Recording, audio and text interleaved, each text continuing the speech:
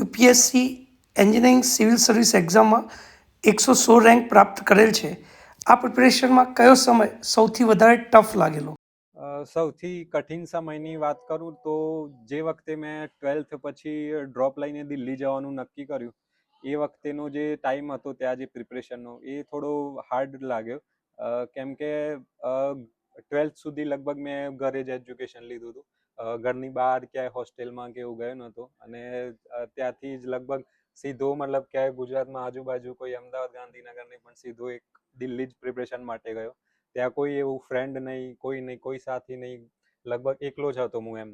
તો ત્યાં જે મતલબ ત્યાં જઈને નવા ફ્રેન્ડ્સ બનાવવા અને સાથે સાથે જેટલું પ્રિપરેશન કરવી એક્ઝામ માટેની, લાઈક બીજી જે advance one of the India's toughest exam માટેની પ્રિપરેશન ત્યાં કરવી, એ બધું થોડું કહેવાય કે પછી ત્યાં જમવાની તકલીફ ઘણી પડી એમ.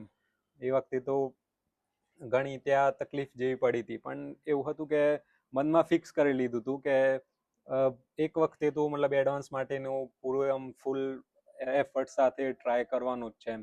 અને એક એ પણ માઇન્ડમાં હતું કે અહીંયાના છોકરાઓને આપણે અવેરનેસ ઓછી હોય છે અને અહીંયાના મા બાપ જે છે એ છોકરાને ડ્રોપ લેવાથી ડરતા હોય છે. મેં 12thમાં લગભગ હાફ જેવું એક અડધું વર્ષ થઈ ગયું ત્યારે જ મને સમજાયું હતું કે એડવાન્સ માટે પ્રિપરેશન આપણી થોડી ઓછી પડશે. તો એક કહેવાય કે એઝ અ બાળકો મતલબ ફ્યુચર એક્સપિરિયન્સ જે છે જેઈના કે યુપીએસસીના એમના માટે એક એક્ઝામ્પલ બનવાનું છે એમ. તો મનમાં નક્કી જ કરી દીધું જે તકલીફ પડે, પરંતુ જવાનું તો મતલબ પ્રિપરેશન કરવા માટે તો દિલ્હી જવું જ છે એમ. તો ભલે સફળતા મળે ના મળે, મેં એ વખતે અહીંયા સીપીસીના ને જે આપણે એડમિશનના ફોર્મ આવે એ પણ નહોતા ભરાય. એ વખતે 12thમાં પણ મારે સૌથી સારી ગુજરાતમાં મતલબ ડિસ્ટ્રિક્ટ સાબરકાંઠા ટોપ ઉત્તર ગુજરાતમાં મારું ફર્સ્ટ રેન્ક હતું સાયન્સમાં. તો કોઈ પણ કોલેજ સારી જેમ ડીઆઈ, સિટી, નિરમા, પીડીપીયુ એ મળી શકે એવા હતા, પણ મેં ફોર્મ જ નહોતા ભર્યા.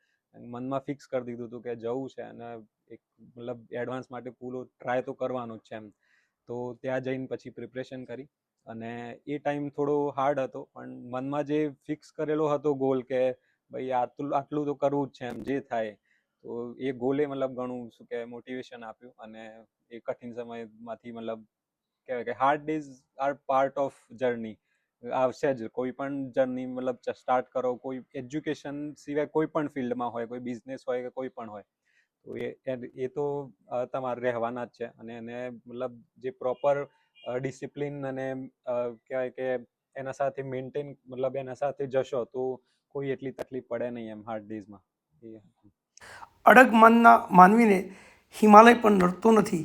આનું એક તાદૃશ ઉદાહરણ એટલે પ્રે પટેલ મળીને ખૂબ જ આનંદ થયો.